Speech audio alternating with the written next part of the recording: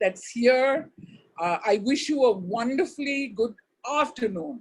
And I am hoping you have had your lunch, because I can guarantee you that either your stomach is going to be rumbling, your mouth is going to be drooling, and you will be, you'll find it difficult to pay attention. So I'm hoping you've had your lunch, but I'm also hoping that once you're done with this, you're going to get into the kitchen and you're going to prepare this wonderful biryani.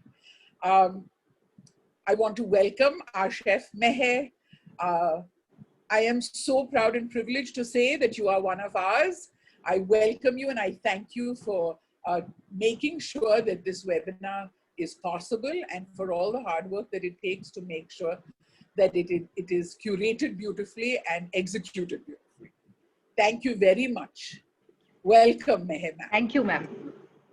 To all our students, our well-wishers, our benefactors, our wonderful webinar team, to my faculty, I welcome all of you to this wonderful webinar. Now, when you say biryani, ek pyali biryani, to me, and that's the reason why I've adorned all this shiny looking things, it's very royal. You come to think of, conjure up these nizams and nawabs sitting on tables with luscious food, but always the center stage of it is a biryani. I mean, the moment you have a festival or some kind of feast or some kind of celebration, generally for most Indians, the first thing you think of is, we must have a biryani, because it just denotes this. It has such a beautiful way of putting a smile on everybody's face. For those who follow me on Facebook, I did put a little minion that says, I can't make everybody happy, I'm not a biryani. And that's truly what happens. The moment you see a biryani, life is better. So before I introduce Meher ma'am, even though you've been watching her through all her webinars, just a little something about biryanis. I am so happy that you gave me the platform to at least do some research about it. And the intriguing things about biryani, when you literally open up that earthenware pot and let out the dum that is biryani, if my play on words is okay. So apparently biryani came to us via Persia, and you know, we've had over the years, India has been ruled and conquered by many people. They come, they conquer, they rule, but they bring with them culture, they bring with them traditions, and through that comes this wonderful cuisine. So the Mughals apparently brought it to us. There are three little origin stories. One is that Mumtaz Mahal, Shah Jahan's wife, went around to check her soldiers. The soldiers were emaciated. They needed a balanced meal, and so was biryani made. The second one says that in 1398, Taimur, the conqueror, came in and he left his mark, and one of them was, he left many marks, but that was, one of them was biryani. And the third is that Aurangzeb sent his people to different parts. He set up his capital in Lucknow. So we have the Lucknowi biryani, which is Audi. And then you have the Audi biryani, or you have the Nizams of Hyderabad and Arcot, who also then in their kitchens started preparing Hyderabadi and Arcoti biryani. You know, the thing is that, you know, then came Nehru, our wonderful Panditlal Jawaharlal Nehru, who decided, let's have linguistic states. With language comes culture. With culture comes cuisine. And now from a few biryanis, we have a plethora of biryanis through every single state, each one competing with the next for a better biryani. Whether you go to the north and you have your Tehri vegetarian biryani for the Brahmins and the Marwadis, or you have maybe in the west the ones that are being you know, kept alive by the Khojas and the Memons, or you have the ones in the east which are with fish, like the Assamese Kampuri one, or you have you know, the ones in the south, and that is where Meher ma'am is going to take us to show us Batkali biryani. And for those who don't know, Batkali biryani is made by the Nayavats. Nayavats are a sect of Konkani Muslims. Um, you know, they say there are two kinds of biryani, a pakki biryani and a kachi biryani. Pakki is where you cook the meat, 50% cooked rice, you layer it, and then you finally cook it off with some dum, or a kachi where the meat is raw, the rice is raw, and then you cook it all together. Honestly, to me, it doesn't really matter whether it's pakki, kachi. The truth of the matter, this labor of love gives you the most exquisite meal, the biryani. So with that, with bated breath, we now, let me introduce Meher ma'am. I would like Justin to put up the PPT, please, for me.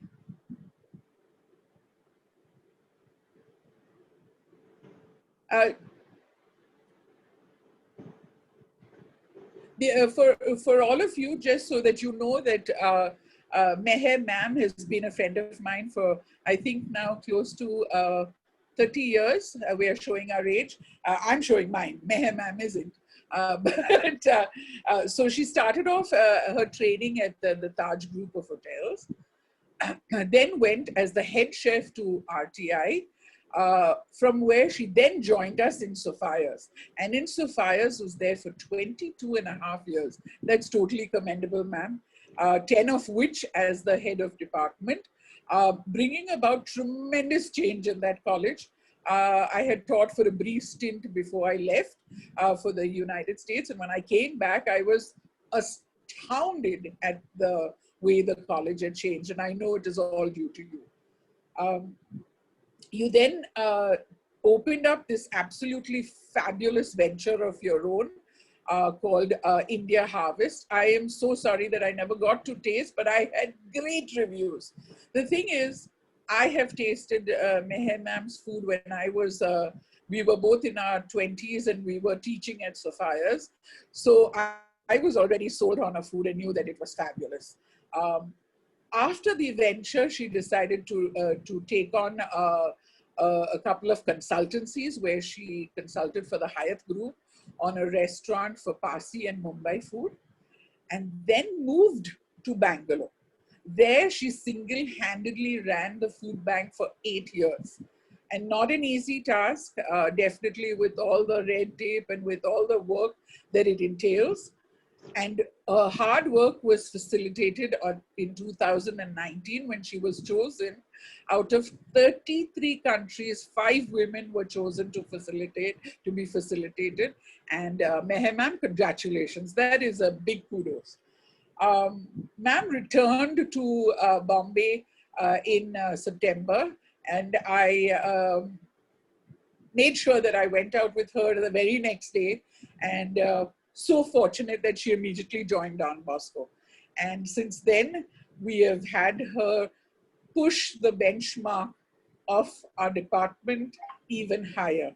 And you will see, I don't need to say too much, you will see what happens as we go through this demonstration.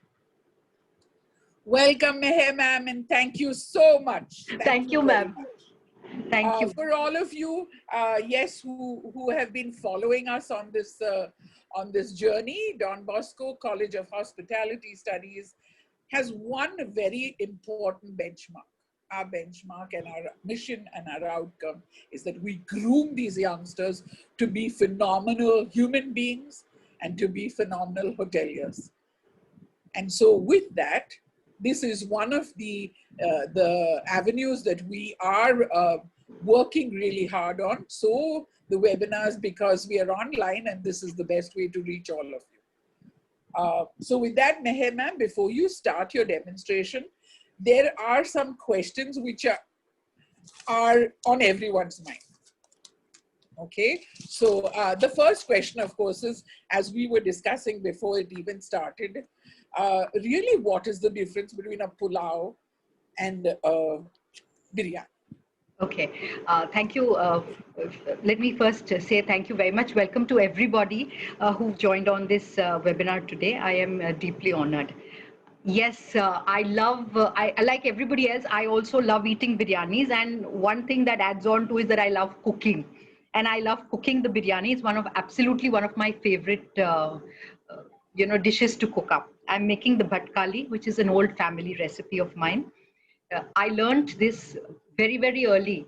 I started cooking, I think, I was in the kitchen at the age of 5. And Wonderful. I learned this from this gentleman who used to come home. His name was, I'm not very, very sure, but I think his name was Naushad Bhai. And, he used to come home and he used to cook on special occasions. And that's where I learned the biryani from him. I learned actually watching him. And when he used to cook in the kitchen, I would not be out of the kitchen even 1 second. I wanted to do everything. I wanted to peel the potato. I wanted to cut the onion. I wanted to, even if it was just holding that vessel and stirring the curd, or pretending that I was cooking, I was part of it. Very, very clear on that. So with the first question, the difference between biryani and pulao, let me both are rice preparations, both wonderful. You can have, it's rice and meat, rice and vegetable, everything, but the word biryani comes from this Persian word which means fried before cooking. It also can denote this the word biryani, okay, and this word also comes from the Parsi word, again with Persia, which means birin, it says birin and means rice.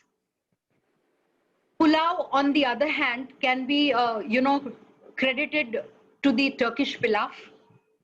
It's also a part of a Sanskrit word, pula or pulaka or pulava. So basically, both are rice preparations. We normally talk of the biryani where we're talking of a layered dish, where the meat and the rice is layered and served to you. Whereas the pulao is credited with being where every grain of rice is infused with the flavor, because the pulaus are cooked along. And let me tell you, even though we talk of the kachi biryani and the pakki biryani, even in the kachi biryani, the rice needs to be cooked. Even if it's 20 to 30%, it is advisable to cook it, because rice, although on its own takes only 10 minutes to cook, but when it's cooked on a bed of meat or with meat, it always takes longer. So even 20-30% is good for cooking. So biryani and pulao, both rice preparations. The biryani is supposed to be a layered preparation. Biryanis could be meat. Traditionally, biryanis are meant to be meat, Out of necessity, the vegetable biryani has originated. Otherwise, the pilaf or the pulava is basically a vegetarian preparation where the rice is cooked in a stock, in a flavored liquid, and that's how it absorbs all the flavor, and how each grain of rice has this consistent flavor throughout a pulao. Wonderful, wonderful. Honestly, so because both are rice, is there any specific kind of rice that needs to be used, or it doesn't matter what rice you use? No, actually, you see, when we talk of a biryani, we always assume that it's done with the basmati rice. Right. Personally, I also prefer using basmati rice because of the fact that it's a long grained rice. When it cooks up, it is very non-glutinous. Of course, you Okay. have to cook it well and correctly. Otherwise, even a basmati rice can get spoiled. It's not that doesn't happen. But the advantage of using a basmati is that it's fragrant, it's very aromatic, it's long grained, it doubles up in volume and size after it's cooked. But a lot of the South biryanis, especially the ambur, the thalasari, and the thalapakati, as well as the dindugal, these biryanis are not made on with basmati rice. They are made actually with a rice called jeera samba. Then there is a jeera kasala. There is a khayam. In fact, the Malabar coast is very famous for this particular rice called the Mulan khazama, which is a short grained rice, but equally fragrant, equally aromatic. So when you look at rice in a biryani, it really doesn't matter whether you're using a long grained or a short grained. What definitely matters or makes a difference, if I would say, is to use a rice that's fragrant, to use a rice that's aromatic. Wonderful, wonderful. Is there a treatment for the rice before we use it, or is it like normal? You just soak it for a bit before you cook the rice. Will it lose its fragrance, or? Does it You matter? don't, when you soak the rice, you don't soak more than 30 minutes. Okay, this is what I recommend, because Okay. you know, when the rice rehydrates in the water, it tends to become extremely tender. Okay. So don't soak more than 20 minutes. In fact, if you're using a, you know, when rice comes into the market, especially basmati, it's already been aged for 2 years. It then comes only after it's aged. So it's an old rice anyway that comes in, which Okay. makes the grain actually stronger. When you use fresh rice off from the paddy fields, the rice is very, very soft and tender. But Okay. the biryani rice, when it comes into the market, it's already been aged. And, Okay. you know, you soak the rice for 30 minutes, you wash the rice before you soak it. This is something that I will absolutely hold and stand by, like an anthem. If you Okay. wash the rice after soaking, it's a lot more fragile. So the Okay. possibility of it breaking, even whilst you're just handling it, you know, and washing it, it could happen. So I always recommend that please wash the rice and wash it in at least 3 changes of water so that all the starch is lost. Then soak it for 30 minutes. Cook it. When you cook the rice for the biryani, you cook it with aromatic spices. You use cinnamon, you use the black cardamom, and mace. Mace is wonderful when cooking rice. Whenever cooking rice for biryani, we all know there are two methods, okay? You have the draining and the absorption method. And yes, a lot of the old school chefs will tell you use the absorption method. Yes, if you are skilled enough, by all means use the absorption method.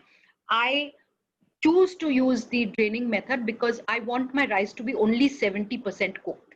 Because the remaining 30%, I will cook it and on the dum, and it will get cooked at that time. Wonderful. You use the word dum.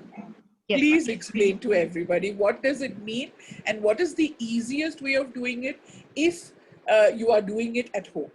Okay. So dum literally translated means breath. It comes from this, this technique of cooking, which is known as dum cooked, from the Awadhi style, started during the reign of Nawab Asafuddaulah, as you mentioned earlier. Right. This Nawab was very fond of eating.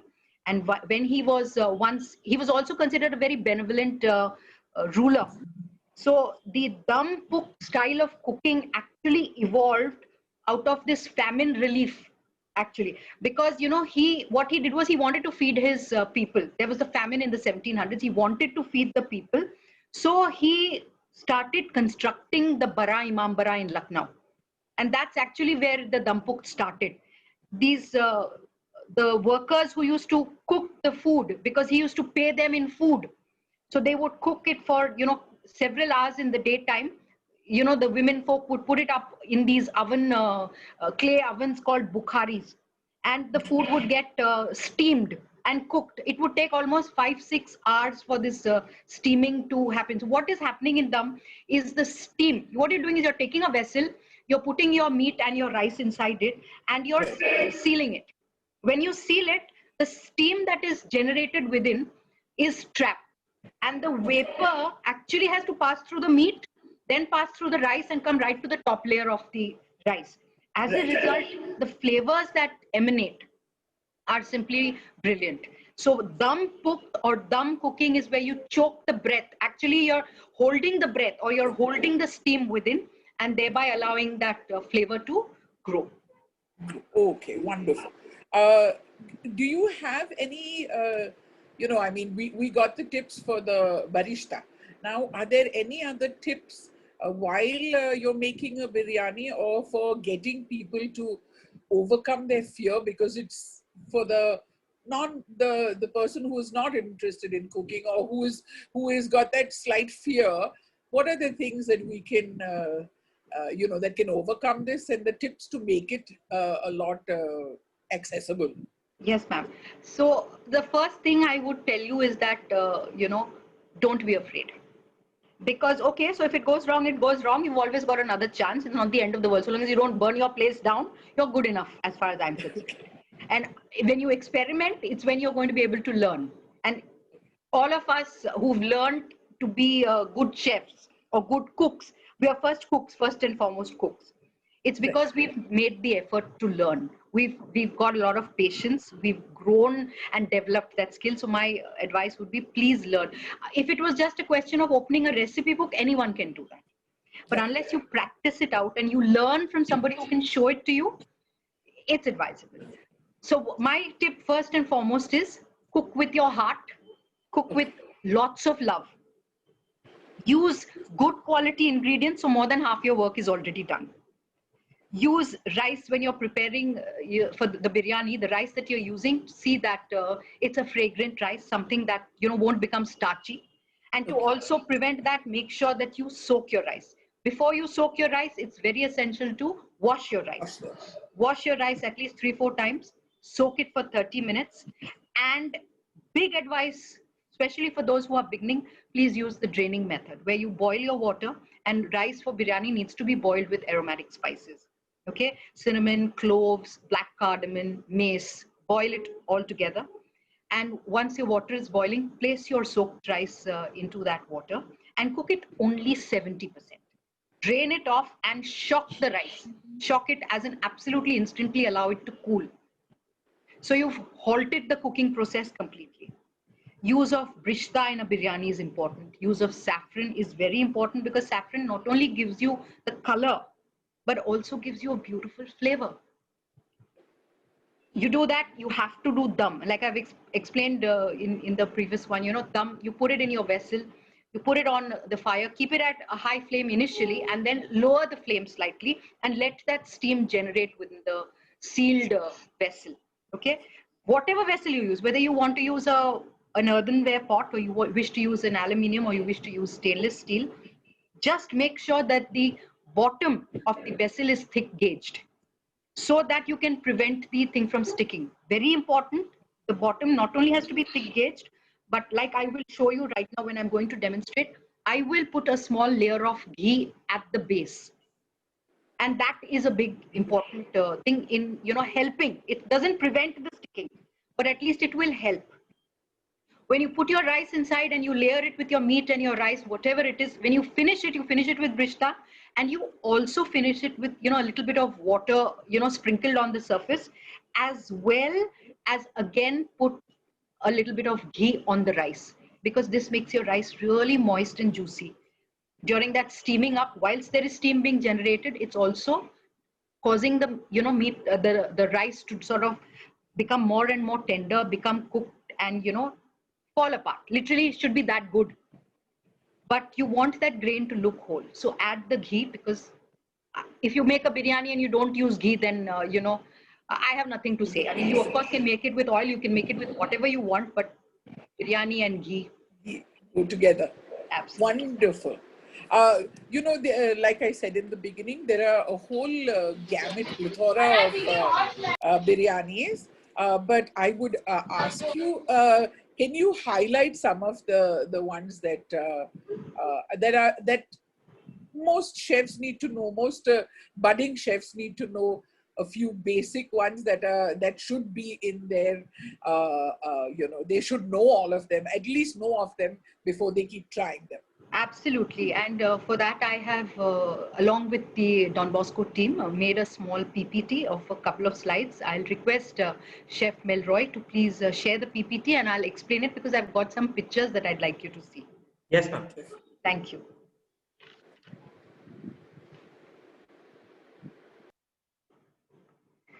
Okay. So this is our first slide, where I'm explaining Ek Paili biryani. Now, paili is a standard measure which is used when you talk about rice, especially rice. Now, rice implies abundance, implies prosperity. Paili is, like I said, a standard measure, and it actually has 4 sairs. One sair in weight is about 1 kg, a little more than a kg, because you know how we Indians, look at this little brass measure over here of the picture, which has this little brass standard measure explaining the how you measure the rice. Now, whenever biryani is eaten, it's normally eaten during an event, a celebration, a festival, any good occasion, or you don't need an occasion. Actually, the day you feel like making biryani, you make it. But when you eat it, it makes a lot more sense when you eat it with family, with friends. So when biryani is sold, it's always sold in a large quantity. So it's always ordered in a large quantity or prepared in a larger quantity. So when you prepare biryani, you normally take or make one paili biryani when you're going to eat it with a lot of people. One paili actually has 4 standard measures called 4 saves. Now I'd like to share a small, thing over here. In our Indian households, when the young bride comes home, if you've seen, I don't know if you've seen it actually, but when she enters, the first day that she enters home, she crosses over the threshold of her house, of her new home. She's crossing over the threshold from her father's home to her husband's home. And when she does that, there is a small measure of rice, exactly like this brass measure, which is there on the threshold of the home. And she is supposed to kick that inwards inside the home, actually kicking the rice measure, where she's signifying that she's bringing prosperity, she's bringing abundance, she's bringing life, grain to the home. And 4 saves make one paili. So that's the paili of biryani. And yes, ma'am has already shared about Mumtaz Mahal, so I won't go over there. Yes, she has been credited with her cooks rather have been credited with conceptualizing the thing. I'd like to also share one more thing over here, that yes, we credit biryani, starting with Persia and the pilaf from Turkey, but as old as the 2nd century BC, there is this dish which has been documented called the un suru, which is a dish made out of rice, coriander, and peppers. And that has been classified as one of the earliest pulaus or biryanis, however you'd like to, call it, but it's called un suru. Chef Milroy, next slide, please. Great. So this debate is one that rages on and on and on. Which one's better? I really have no answer which one's better. I do know that the Lucknowi is classified as the Pakki biryani and the Hyderabadi is classified as the Kachi biryani. Pakki, where the meat and the rice are totally cooked, then assembled and given the dum. Hyderabadi biryani, where the meat is kept raw, the rice is kept almost raw and assembled together and given the dum. Both are that. What we do know about the Lucknowi biryani, that it's a lot more milder in its flavor. Doesn't mean it's any less aromatic. Both are equally aromatic. Both have the use of saffron that goes in widespread. So the flavors, the aroma, extremely strong. But in the masala, the Lucknowi is supposed to be milder, whereas the Hyderabadi is supposed to be an absolutely spicy, robust, full-bodied masala biryani, as we call it. Next one. 2 offshoots of Hyderabad.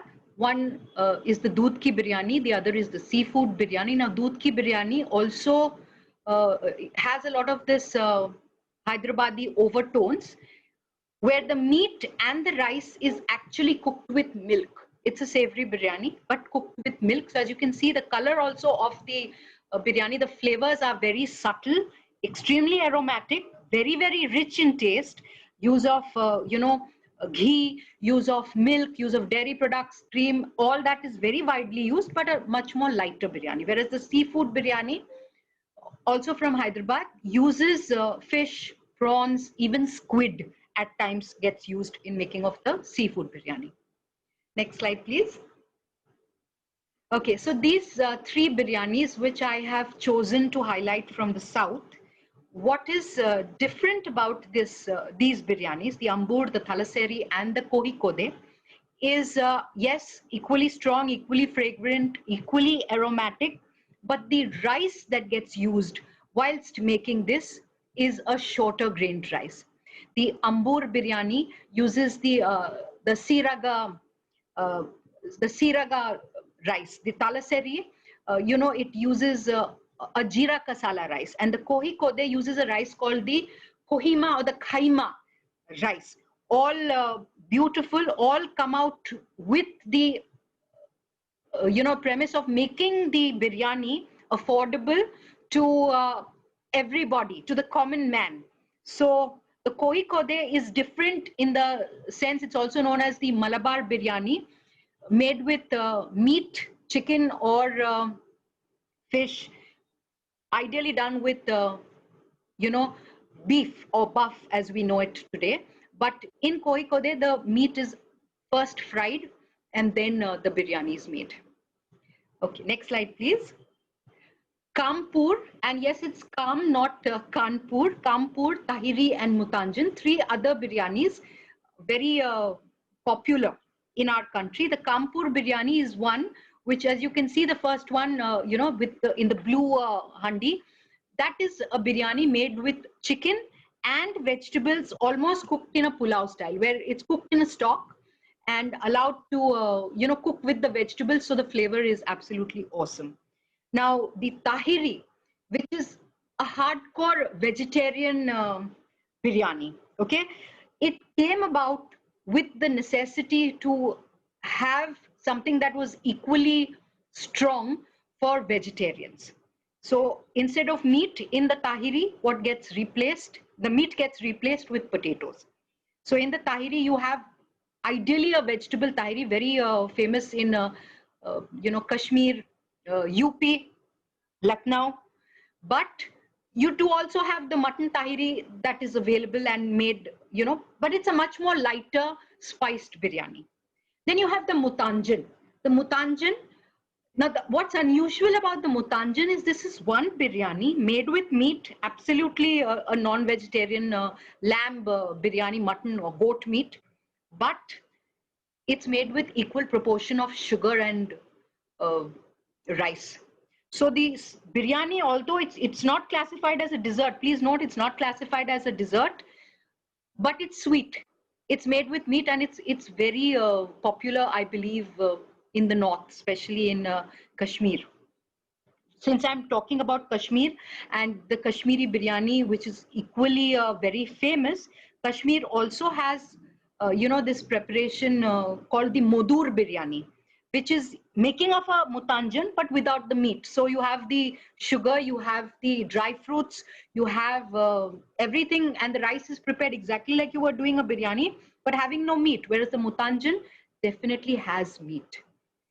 Whilst I'm on this, I'll just mention one more. Over here in the same line, you have another rice preparation, but it gets classified as a dessert, which is the zarda. The zarda comes from the Persian word zard, which means yellow.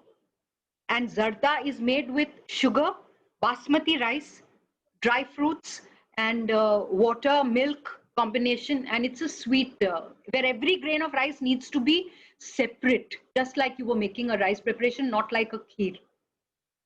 Next slide, please. Great. So the Bori and the Memoni biryanis, both, biryanis have a lot of, not lot, they are very, very strongly influenced by the Muslim rulers of our country. The Bori biryani is a biryani where, the meat is actually smoked before it is layered. And the Memoni biryani uses it's one that was propagated by the trading community of Gujarat. It has yogurt, it has onions, it's got tomatoes, but very few tomatoes. It's got spices, it's got aromatics, it's got its ginger, garlic, meat, everything, just everything that goes in and you would think goes into the biryani. But the use of tomatoes is much lesser, and it's very closely related. The Memoni biryani is very closely related to the Sindhi biryani. The difference is that in Sindhi biryani, there is a lot more curd and a lot more tomatoes that get used. Next slide, please. Okay, so Calcutta and Bombay. Okay, before anyone thinks, why have I used the word Calcutta and Bombay and not Kolkata and Mumbai? Yes, our states have been called, we now refer to Calcutta as Kolkata and Bombay to Mumbai. But the fact remains that the style of biryani, when it got its, origination, it was the Calcutta biryani. And where did the Calcutta biryani come through? It came from the Nawab Wajid Ali. you know, he was banished from Lucknow to Kolkata, and he brought along his chefs and his entire entourage, but he could not carry along all the wealth of his treasury. So his cooks, I believe, created out of necessity. And they said, okay, along with the meat, we will add in potatoes, and we will also add in eggs, boiled eggs, to augment the biryani. And that's where the Calcutta biryani came about. So you eat Calcutta biryani in any of the, you know, the places where it is absolutely famous for Nawabs, Nizams, all in Calcutta, they still follow the original recipe. And yeah, it has potato and eggs. Whereas the Bombay biryani, now, who in Bombay hasn't eaten the Bombay biryani? Credit for this delicious, robust, full-bodied, spicy biryani is also given to the late Jafar Bhai, uh, also known as the Bombay Biryani King. Okay, so next slide, please. Okay, so this is the last one on my PPT, which is the Bhatkali biryani, like I mentioned before. This is my favorite biryani. I love making this biryani. I love eating this biryani. The speciality of this biryani is it's a much more, it doesn't have the use of red chilies, unlike most of the other biryanis, which take in ground red chilies.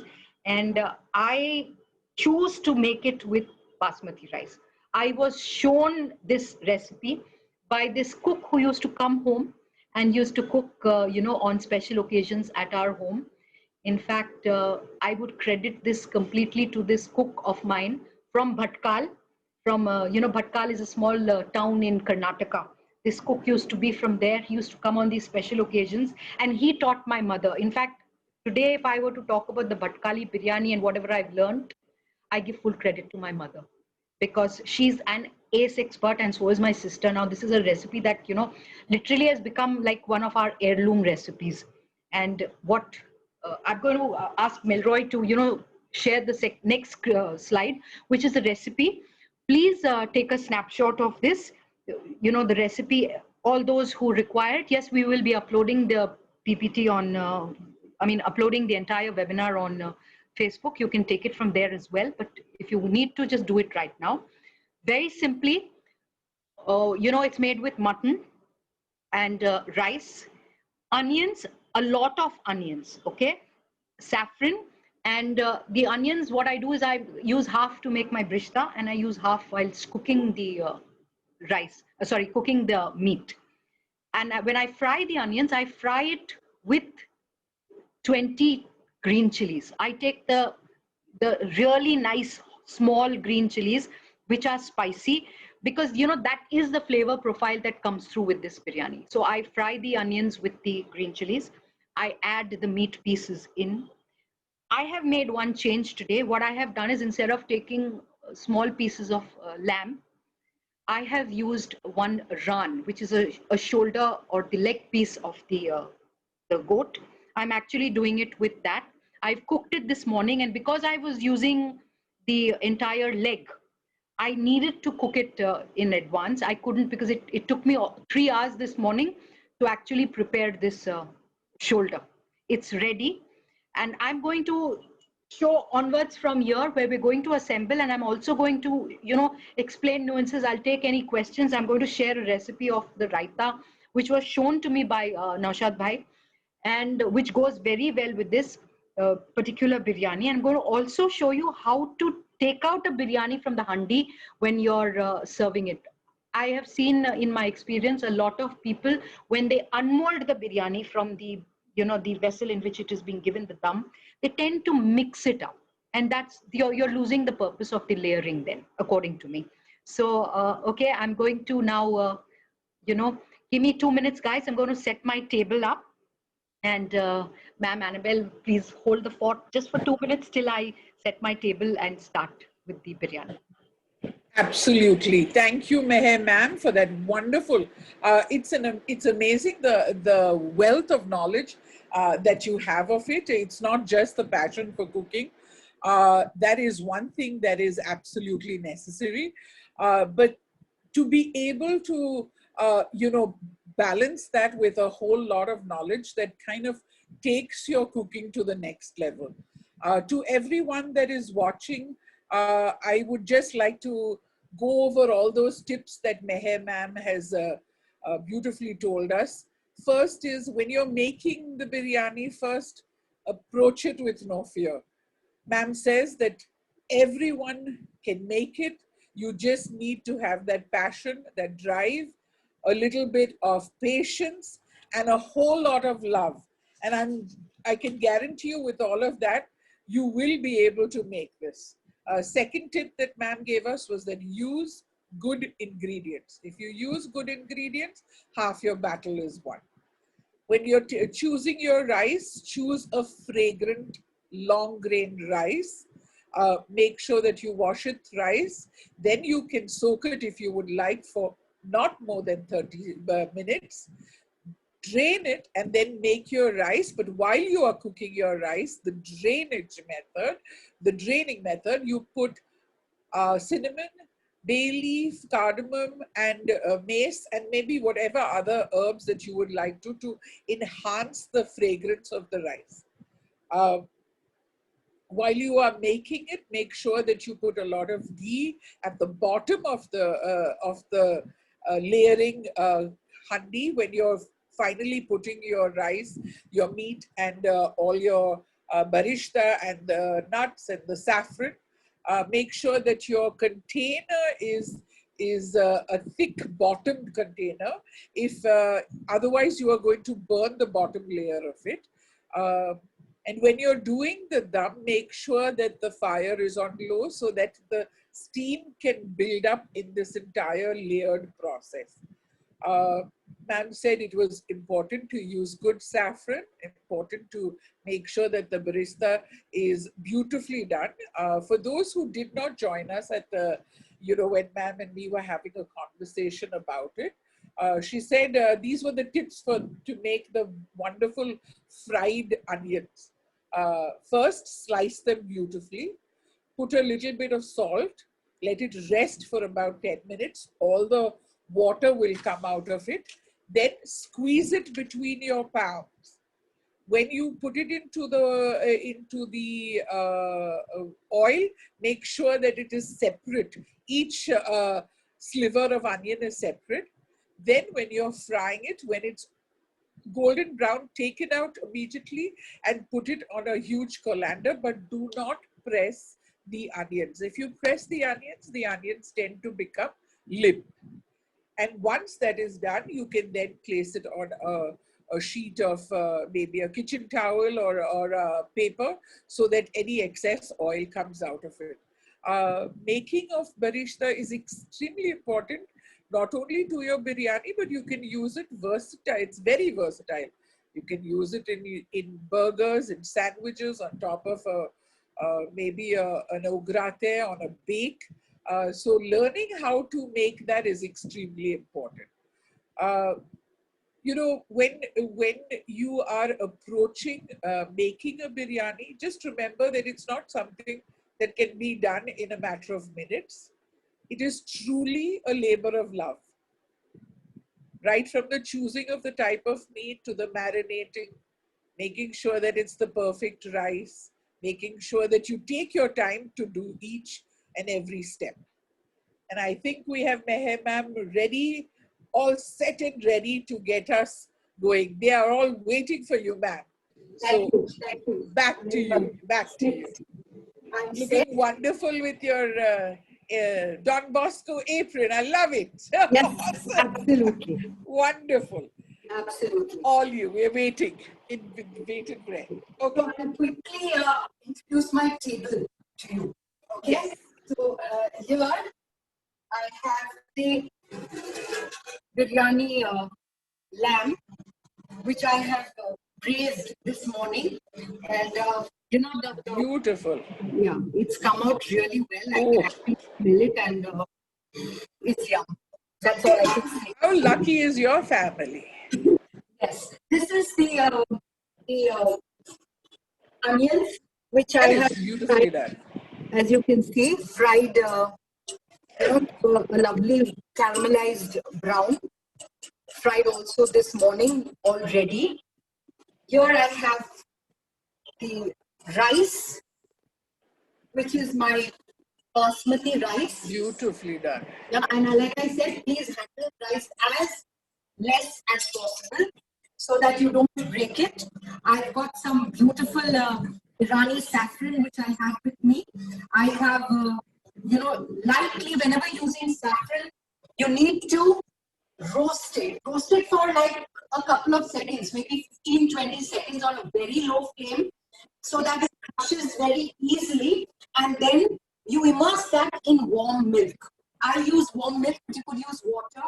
You could even use lime juice whilst making the saffron. As you can see, the color has come out very beautiful. Beautiful.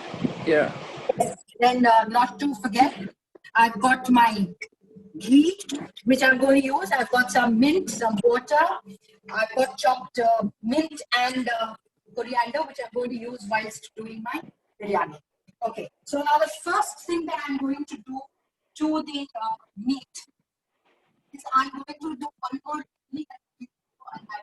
Smoking of meat. I have cooked it like I've explained to you, but I'm going to smoke it, and for this, I'm following a technique called Dungar. Let me do it, and then I'll explain exactly what has to be done. Just give me a minute. I'm getting the coal from the kitchen. Absolutely love the way the barishta is looking. I'm fascinated by it. Wow. That's a labor of love.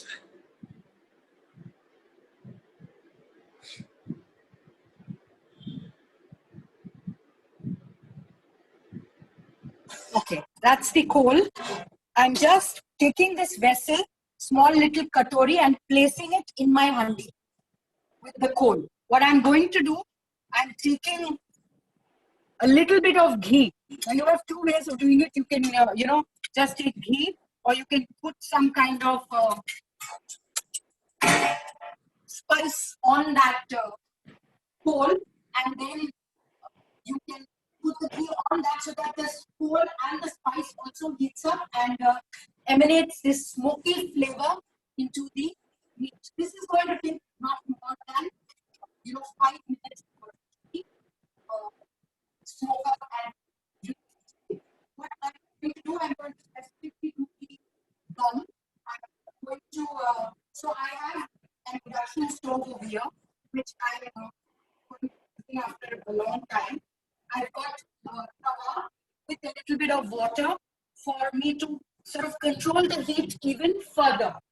I have my handi in which I'm going to do the making of the biryani. So I'm going to, actually begin, and by that time this smoke flavor will emanate into the.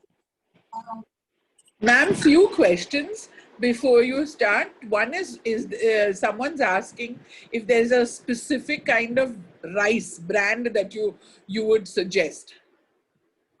You know what? I like using India Gate Basmati, but let me tell you, the rice that I use today is not India Gate. It's actually the rice that I got from my vendor. See the rice? It's an unbranded variety, but it's where the entire grain, and it's a long grain, not even that long, as one hope and think. I haven't used India Gate. I normally do, but I've chosen to use this because, ever since I found that this rice which my vendor sells, and it's selling it in retail. It's a beautiful rice. It cooks up well. It's very aromatic, very fragrant, very long. And as you can see, if you see, it's cooked up pretty long. Still straight. Yes. So doesn't require the India Gate, but yes, you have various different brands, right? So India Gate, there are Kohinoor, all very well-known established brands. In India Gate also there are different types of basmati that come. When I have used India Gate, I have chosen to use the premium brand. In the basmati, they have several, and they have one called Rosanna, and they have premium. So use. Ma'am, you're not audible, ma'am. Sorry? Ma'am, you're not audible. Okay. Am I audible? Yes, Yes, ma'am. ma'am. Yes, yes, yes. So in India, you get a couple of varieties. You get a Rosanna, which Mayor, you're not clear at all, Mayor. am I clear now? This is sounding okay. Am I audible? Another ma'am, am I audible to you? You know, it's just keeping on changing things. So I think Satyan will have to stand in one place so Okay. that. Okay, great. Continue. Yes. Okay. So the brand that you can use, like I said, is India Gate, Basmati, you get Rosanna. You get premium. My advice would be please use the premium one. It's a longer strain and a better rice when it gets cooked. I'm going to start with my biryani. Here, I'm taking ghee, and all I'm going to do is put it on the base of my this. I'm taking this and I'm choosing to make sure it spreads evenly on the base and keeping on the sides to help my meat cool. Ma'am, one of the kids has said maybe change the network, switch the network. You know, I don't understand what that means, but Wi-Fi. I'm using a Wi-Fi. okay. Ma'am, are you using a headphones? No, I'm not. So it's not on a headphone, right? No, it's not on a headphone. Okay, ma'am. Okay. Okay. Ma'am, is your laptop audio on? No, my laptop audio is also off. Okay. Okay. Okay. So, okay. All right. Continue, ma'am. Yeah, better.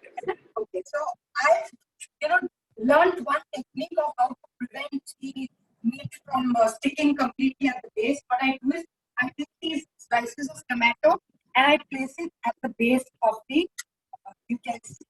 What happens is the meat when it rests on these tomatoes doesn't come in direct contact with the base and sort of assists and helps while the gum happens. Am I audible now, guys? Or is it better? Ma'am, we are losing you a little bit. Okay.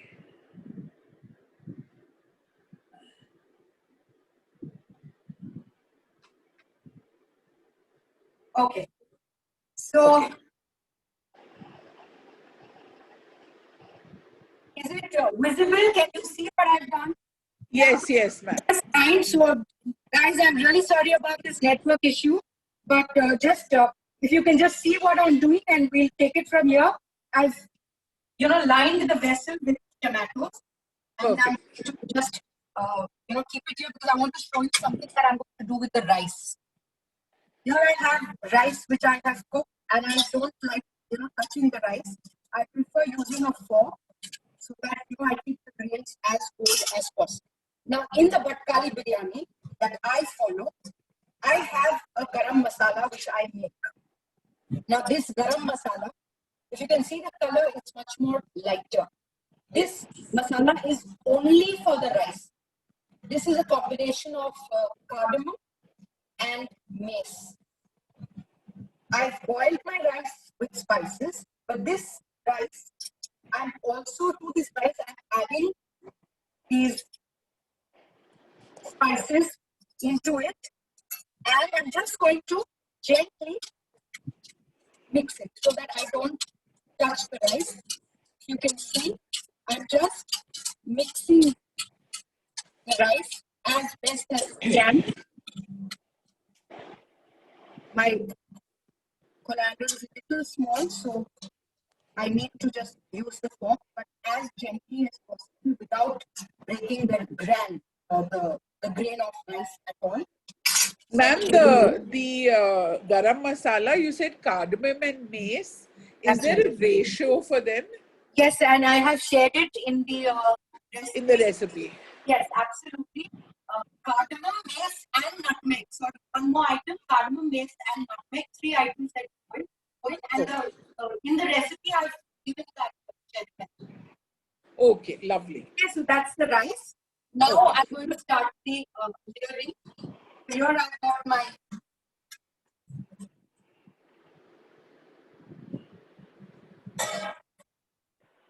the meat. That looks so delicious. As you can see, it has stopped smoking completely. Right. So all I'm going to do is I'm going to pick up a little bit of the gravy, this curry, and I'm placing it on the base.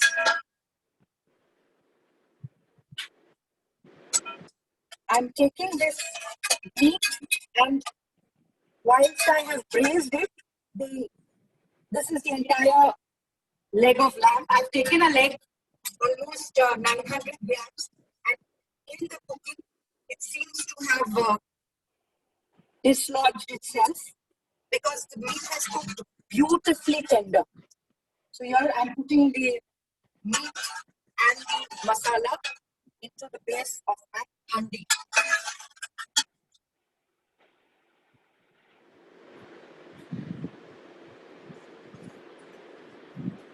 As suspected, we have one person, Harsh Vyas, who says his mouth is watering, like all of us. I'm sure. I'm sure. Okay. Absolutely looks divine. I'm adding all the gravy inside because I want enough steam to be generated.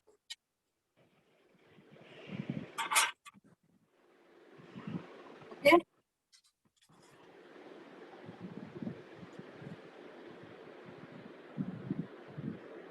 Now I'm going to take a little bit of this. I have mint and coriander. I'm going to take that and add a little bit of that to my meat. A lot of mint because I love the flavor of this. It's beautifully. Into this, I'm also adding a little bit of this dried pista as my base, in my base, right on the meat. Then I'm taking the rice and I'm going to simply add it on.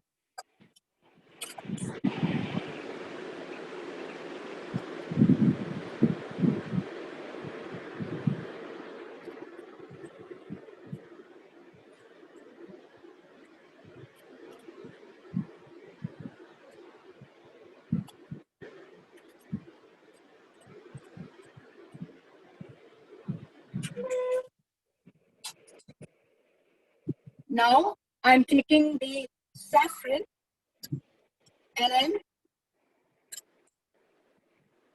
topping the rice with this saffron.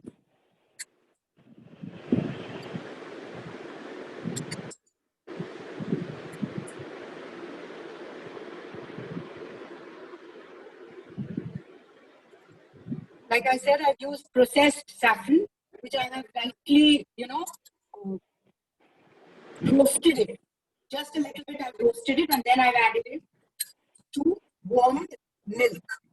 Now on this, I'm going to put my brishta. I'm going to save a little bit of the brishta after I finish and I sort of unmold and unfold the whole thing onto the plate.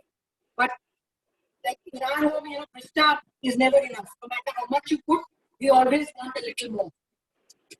We love it that much. A little bit more of coriander on the top. And now, please, for all you people, hold your breath and hold your heart. I am going to be using ghee very generously. Like I said in the beginning, if you don't use ghee in the biryani, what's the point of actually eating the biryani? Eat today, rest tomorrow, and maybe go for a walk. That's all I can say. But you have to have ghee in the biryani, otherwise no point. So now I'm going to seal this. I have made dough. I have made some dough. It's just water and wheat flour.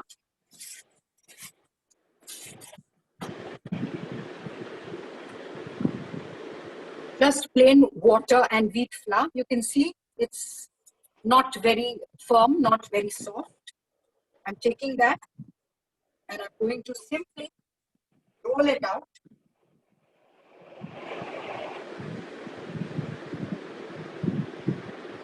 Am I audible, Ma'am Annabelle?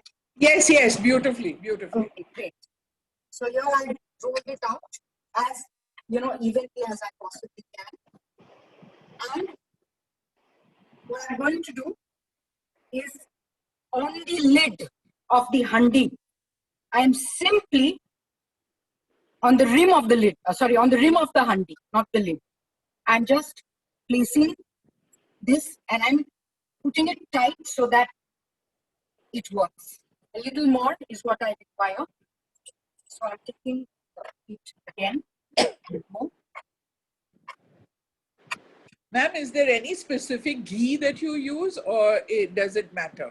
I like, actually you use pure ghee for sure. You know, earlier we used to use Vanaspati also. It's not considered exactly healthy. So I'm using Amul ghee, to be very honest. I like the flavor. You get different ghees available in the market, and you can choose to use any ghee that is good enough. It has to have smell, it has to have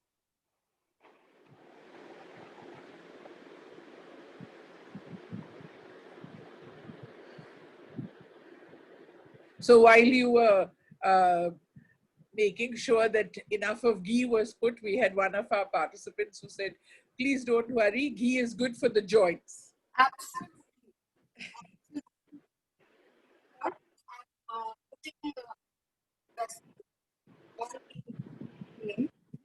I'm putting a little bit of water, and all I'm going to do is take a little water and sprinkle that also on the top so that I'm sort of doubly making sure that steam is being produced in my vessel. There's enough in my gravy, I'm quite sure of that. But just to sort of help and aid, I've got that working. And now all I'm going to do is put the lid on, seal it, close it tight, and let the magic happen on its own.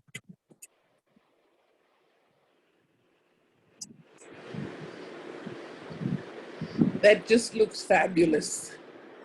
So that's going to take about 15, maybe 20 minutes to get done. Just give me a second to get myself ready for the raita.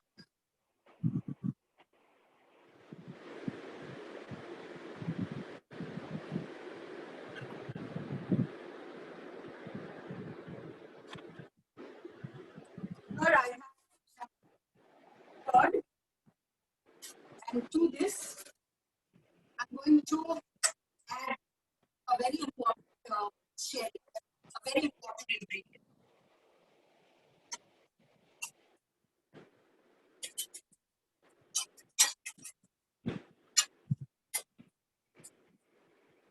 Now you have one participant that is asking, Yes. how high should the heat be?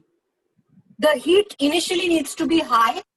When we are much more used to working with gas stoves, just keep it on high on gas. First 10 minutes keep it high, then reduce the flame and keep it on a medium low flame for another 10 minutes. Okay, okay. I'm using a traction stove over here. What I have done is I've kept the flame high and I've kept it at 180 degrees. And this is what has worked for me when I'm trying out. Ma'am, another person is asking that this vessel that you're using has a little hole kind of thing. So does that also have to be closed? Or No, actually, you know what? I'm so glad was saying that. I don't want to keep there because when the steam starts generating, it will actually come up there and maybe we get it to stick. Okay, let's do this. I will cover that. Okay. Great. Yeah, thank you so much. That was the vessel that I got. This is a lid which I'm using specifically so that I can, see the that's cool. Okay. So back to my raita. I have curd and I have mustard seeds, black mustard seeds. all I'm going to do is take my rolling pin, which I use to make my chapatis, and crush this mustard. You can see as it's crushing, it's turning into this beautiful yellow.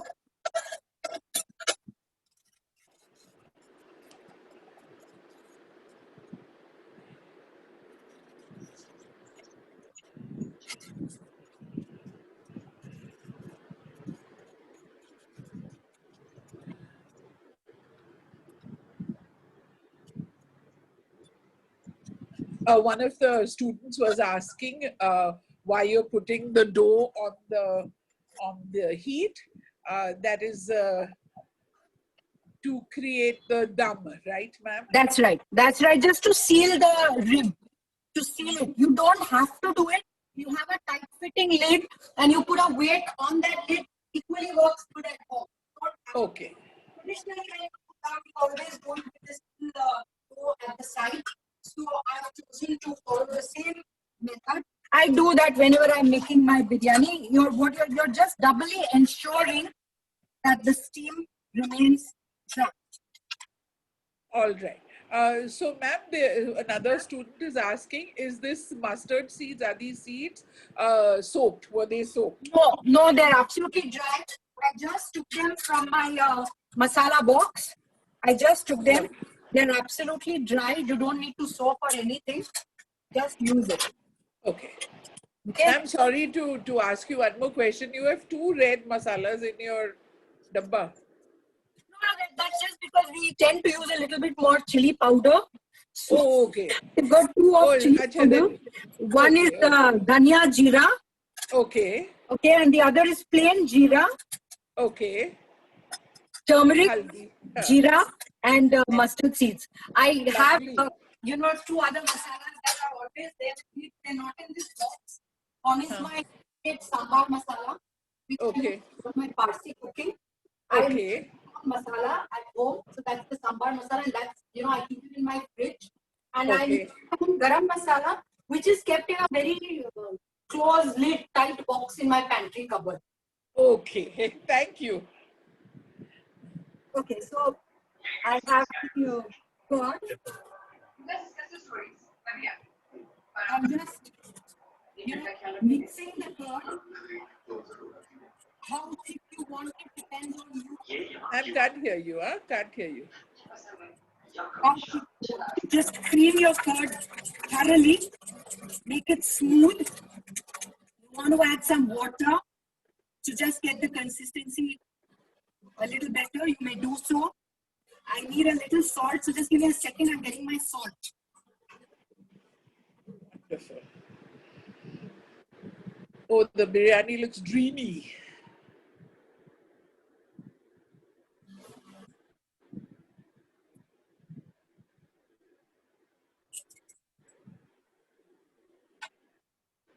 So I've added the salt, and now I'm just going to take all of this mustard. Very important, you need to scrape the mustard off your board. Don't use your regular knife, and if you're using a regular knife, please make sure you use the other side of the knife, because you'll be spoiling your knife. I'm using a butter knife.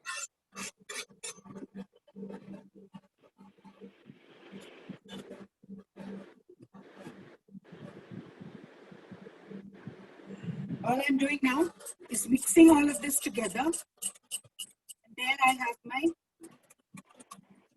raita ready. In this, I'm going to add in some onions, which I've just chopped and kept ready. And also, I'm adding in some spring onion green, specifically for color. Just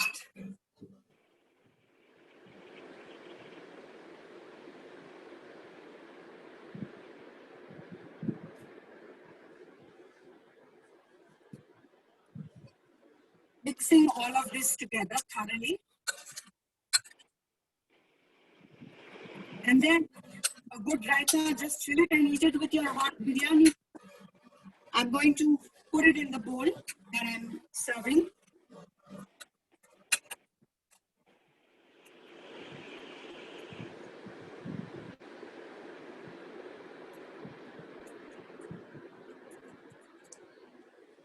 Ma'am, while you're plating your raita, we would say hello to Helen Ellis, ma'am, who has been our, one of the external examiners that always comes to our college. And Smita is also on. To everyone that's watching, I'm sure your mouth's watering as much as mine as we watch ma'am demonstrate this beautiful biryani and raita. Ma'am, just a question. They always serve pickle with biryani and raita. Don't you think that's blasphemous? Because the biryani is so good. You don't need... I absolutely agree. This pickle with biryani is actually a very a Sri Lankan concept. You know, down in the south, you have the biryani not only served with raita, because Okay. the raita needs to be served, but in the south, they also serve it with this brinjal pachadi. Right. They Okay. serve it with the brinjal pachadi. Now, I often wonder, there's one more thing I remember that used to come home was this dalcha. A dal preparation, sweet and sour, spicy, and they Right. used to the biryani. And I used to be like, why would somebody want to, send? It's just a very one more dish on the menu that comes Right. complimentary with the biryani. That's all I take it as. Oh, look at it. Okay, lovely.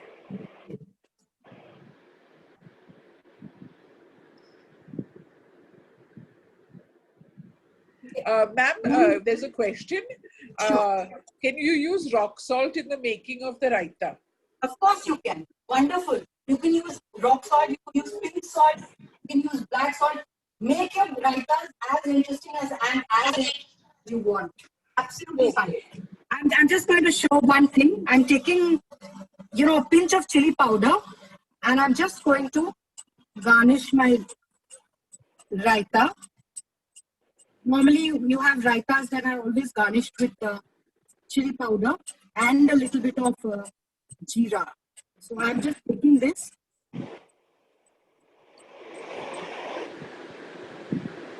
I'm taking a pinch of jeera and doing the same thing in the opposite direction, just for a little eye appeal. That's all. Not necessary. Not that you have to do it or any such thing. Just to give it a little, a little good appearance. I'm taking one sprig of mint. And there's my raita's ready. Beautiful. Beautiful, ma'am. So you have a student that's asking, is it okay to use cucumber in this specific recipe? Is also okay with the mustard seeds? Yes. Mustard seeds. I think almost all my raitas, I use it. I like this flavor of mustard. I'm very, very partial to mustard. I love the mustard seeds. I'm making coffee. Yes, I can use. I'm losing you. Okay. You can use it in cucumber. You could use it with onion. You could use it whilst making any other raita. Even, there are some raitas which actually have a tarka given on top of them. You could do it that way as well. Okay. So it seems to be that our dum has almost happened. I think another 5 minutes. I can see that just 5 minutes more and it should be done. It's happening for sure. Any other, if there are any questions or anything that anybody would like to ask? I'd like to just say thank you for having me with you, Annabelle and Meher. And this is so good to see. I must tell you all that I'm a vegetarian and we live in a vegetarian household. But I'm just so happy to have learned this. Lovely. Smita, wonderful to have you here. My children love to eat non-veg, so I hope someday I can make it for them. Absolutely. You could try it out with the vegetarian, with your vegetables as well. Just follow the same masala and eat. Yes. And in some diced vegetables. Of course, you can cook it completely in the gravy itself along with the curd and the chilies and the onions, a little bit of tomatoes, And you for a vegetarian biryani on your hands for sure. Yes, I'm going to try it for sure. What makes this vegetable different is actually this masala, you know, which goes into the rice. So this is something that I learned from my mom and from Naushad Bhai, that adding some kind of spices to the rice before giving it the dum. Yes. And the flavor of the rice. Beautiful. Thank you. Thank you. Smita, you know, I want to take this time to thank you because we thanked you before you had come on. Smita is the reason we've had all these beautiful coffee paintings in Don Bosco. Oh, no. She made sure Annabelle, that she don't taught the embarrass students a technique. I want to thank you, and it's so good to see you. Thank you pleasure for joining always. us. It's such a pleasure, and I love being at Don Bosco whenever Shashi brings me. Thank you. We look forward to seeing you again. Thank you. Thank you. Yes. Smita, thank you, ma'am. Melroy, Chef Melroy, are there any questions that are there? A lot of questions, ma'am. Sorry. Melroy Chef, can you ask the questions, please? Yes, ma'am. Yes. Okay. So we'll start off.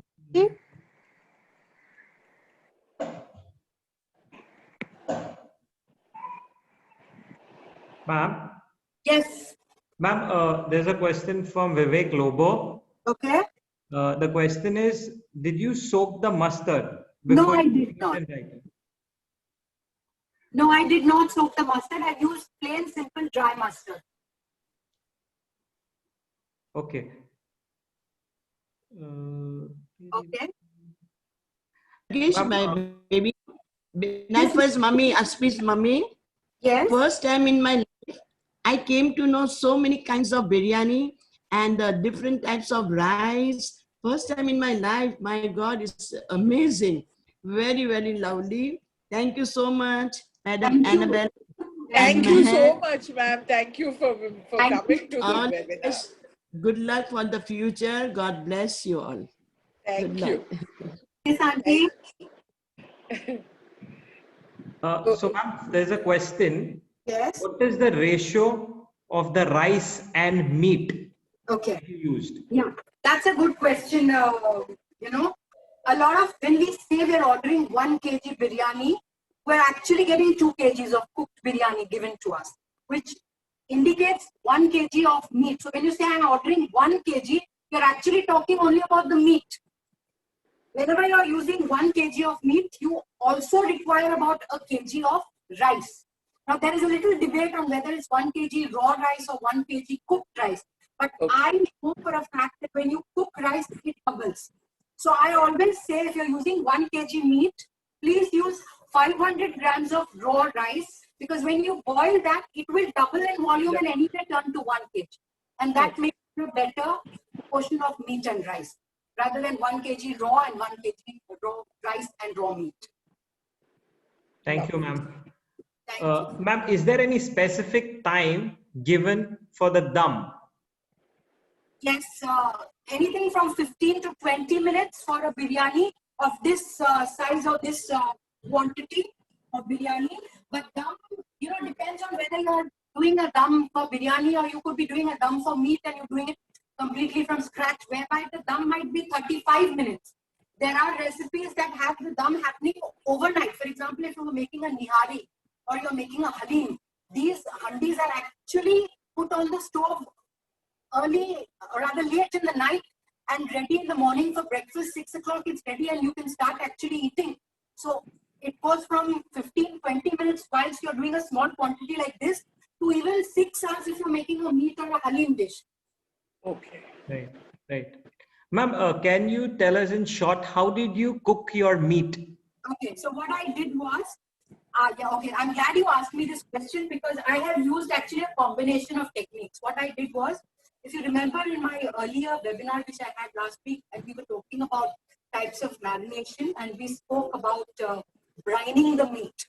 So what I did was 4 days ago, I actually soaked this leg of lamb in a brine solution of water and salt. I did kept that in the fridge for almost 4 days. This morning, I took it out. I washed the meat thoroughly under running water, and then After I fried the onions with the green chilies, into which I added ginger garlic paste, then I put the leg of lamb. I put in curd, I put in, the tomatoes, and I braised the whole gravy together and then let it cook for almost 3 hours. That's the method I did for the gravy. Once it was sort of half done, I added in some garam masala. That's our regular cinnamon, cloves, cardamom. Again, that masala is what I make at home. Very different from this one, but that's a regular garam masala, which you can, either you make it at home or you buy it from outside. And I put that masala into the meat whilst it was cooking. So that's the method that I've followed.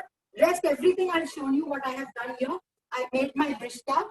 Which I sliced and let it remain with a little bit of salt for some time. About 30 minutes is good enough to let the onion remain with salt also. And then squeeze that water completely out dry. Separate every strand of the onion and then deep fry it.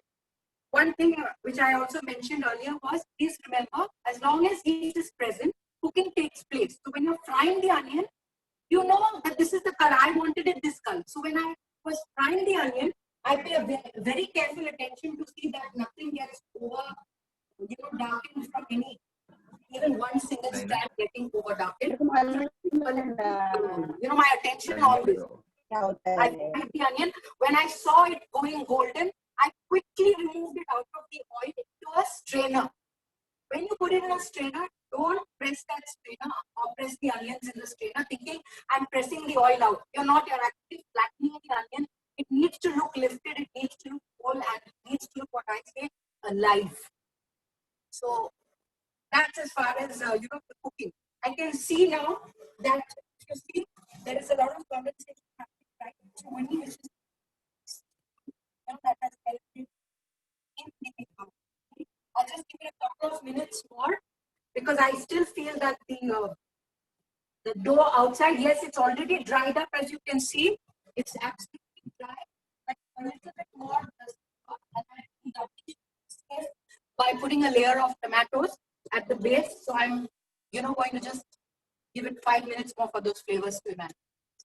Any more questions, Chef Melroy? Yes, ma'am. Ma'am, is it advisable to use sugar to make a birista? No, I don't think it is necessary. Let's put it like that. Advisable, actually, I've never tried it. But I wouldn't use any sugar whilst making the barista because your onions naturally have sugar content, a very high level of sugar inside. Why would I add more sugar? And where will you add the sugar? This is unlike a caramelized onion where you're going to slowly allow that, caramelization to take place in a pan. And you want that soft, marmalade texture in a caramelized onion, and therefore you use sugar because you want that soft texture. You want that hint of sweetness, accentuated in a caramelized onion. You don't require that in the brishta. So why would you want to use sugar? Right. Any other question? Ma'am, what will be the process if I want to make this biryani and replace the mutton with paneer? Then you follow the recipe right till you're putting the meat pieces inside. Don't put the paneer in at that point of time. Add your curd, add your tomatoes, make your gravy cooked because it needs to be cooked thoroughly. Add your masala, cook it. And when you're adding your cubes of paneer, you could, marinate the paneer in a little bit of curd with a little bit of garam masala and then place the paneer gently into the gravy. Let it steam up for about 3 to 5 minutes in that gravy. It sort of braises or sort of, like we say, in Hindi we use the word bhunao or bhunawing. So let that happen. It does require about 3 or 5 minutes. Paneer doesn't require to be cooked at all. So you use that and then follow the recipe with the rice and the onions and everything else. Any other question? Yes, ma'am. Yes. Ma'am, in the raita, what if we roast the mustard seeds? And yes, that will work. Why not? You could roast it. I like this flavor of mustard when I just crush it absolutely when it's raw.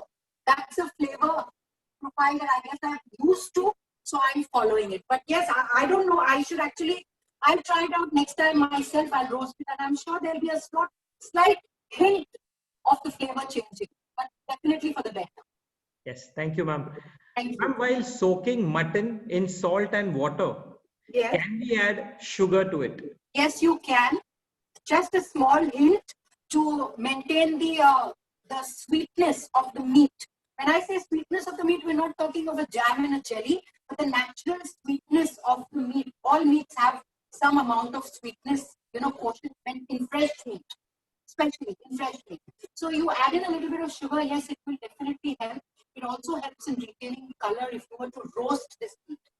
And then sugar would actually help you caramelize and get a lovely brown. So yes, it will definitely help. Yes, ma'am. Can you please repeat the spice mix that you used in the rice, please? In this one, yeah. So mace, cardamom, and nutmeg. It's there in the recipe. If once you upload the video, Yes. anybody can go through it again. It's definitely there. For every nutmeg, about 15-20 pieces of cardamom, because you're only using the seeds of the cardamom. And Ma'am, I've shared it already on all their groups. I took pictures and shared it on all their bottles. Lovely. So I'm going to now start breaking the seal over here to check. I think the dum has definitely happened. I don't know who probably can't see, but what I can definitely see is the level of the rice has actually gone a little higher. It's lifted the steam, and it's sort of looking a little rounded on the top, which gives me a good indication that it's ready. So I'm going to switch my stove off. Ma'am, we have Chef Zaver also, who's on the webinar watching with us. Hi, Zaver. Hope you're getting better. I am. Thank you. I enjoy watching you. Thank you so much. And Annabelle both. Thank you, ma'am. Love it. Understood? Okay. So now what I'm going to do, I'm taking the knife Yeah. and I'm just You got me note, right? See, there's a 5th of 6th slide. any questions okay to answer? Yes. Yeah, please feel free to ask me. Now, can you see the steam? Yes. Whoa. Divine. Okay. So now I'm going to show you, when we get biryanis, and we always get it in handis. Now this is a smaller biryani. We definitely need to, because it's a dal that I use, obviously we would need to cut up and then serve to your guests. But most importantly, when you get a biryani, you always get it in a handi. Now you get it home, you put it on to heat, and then you serve it. Almost people don't even want to heat it because it's too much of a headache. But you can heat it. Just put in another tawa. The tawa with some water on it. As you can see here, I have already dried up here after the. But I put just enough. I didn't want my stove to get disturbed or distracted if I mix it. So when you get the handi at home, you heat up a biryani, you let the heat emanate, and then you need to serve it. You serve the handi like this, you'll definitely have somebody who goes through it, with their spoon and tosses and turns the biryani upside down. You don't want that happening. So I have learned this also from my mother. What I do is I take another plate. I've taken a small glass plate. All I'm going to do is lift up this plate. See how I'm lifting up without touching it. I'm putting it on the plate. Then I'm lifting white masala as well as the yellow. I've lifted it. I'm lifting up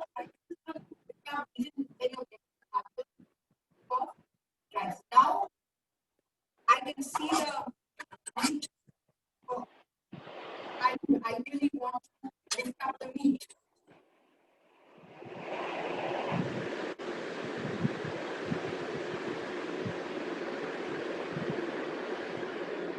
I'm taking the spoon and I'm lifting up the meat carefully. Wow. And placing it on the serving dish.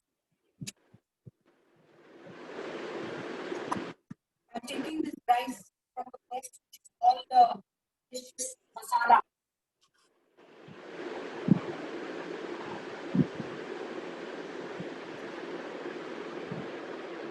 Now this rice, which I have kept aside, I'm going to lift it right back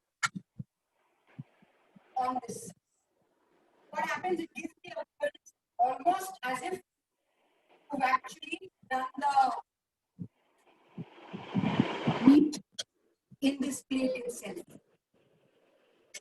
Just to keep the look, the appearance intact. Then, like I said, you know, Krishna, never get enough of that. So here, taking the Krishna, and I'm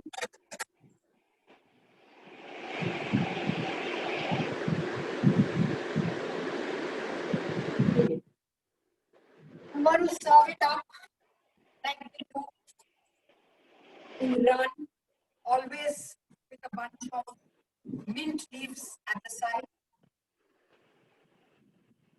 Some boiled eggs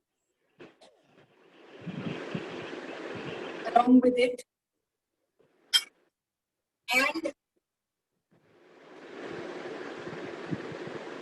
for those people who need an extra dose of onion, here I've got onion as well ready. I'm taking a little bit of the coriander and I'm garnishing. Here I have the biryani. That is phenomenal. Ready. Phenomenal. Beautiful. Wow. Okay, I'm going to, since I'm the cook and the cook eats first, I'm actually going to have to taste this. I'm ready for lunch all over again. Okay, so I'm just going to, I want to just see the meat, so you can see it. It looks tender. It looks actually coming off the bone. You can see Oh, that is see that. mouth-watering. Yeah, so it's too much really. I'm going to taste it, guys. This is cheers to everyone who's watching. Thank you very much. Thank you. Thank you. Very well Thank you, earned. Meher. Thank you. Very well earned. It's really divine. The flavor of the smoking has come through beautifully right through the meat and into the rice as well. Even if I'm saying Beautiful. it's really come up. Meher, I Beautiful. also loved the heritage of the biryani and all the info you've shared about the various kinds of biryani and their origin and the history. It's just awesome. Thank you so much. I'm glad you enjoyed it. Thank you so much.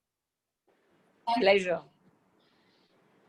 On behalf of Don Bosco, I'm extremely grateful to Ma'am Annabelle as well as all the support, all the encouragement, all the I had so much to say. I'm so happy. Thank you for all the love that is showered on me by the staff, by the students, by the entire team. Special thanks to the entire team, our students, and just getting the entire webinar organized. Thank you to the Thank you, guys. Enjoy. Bon appetit.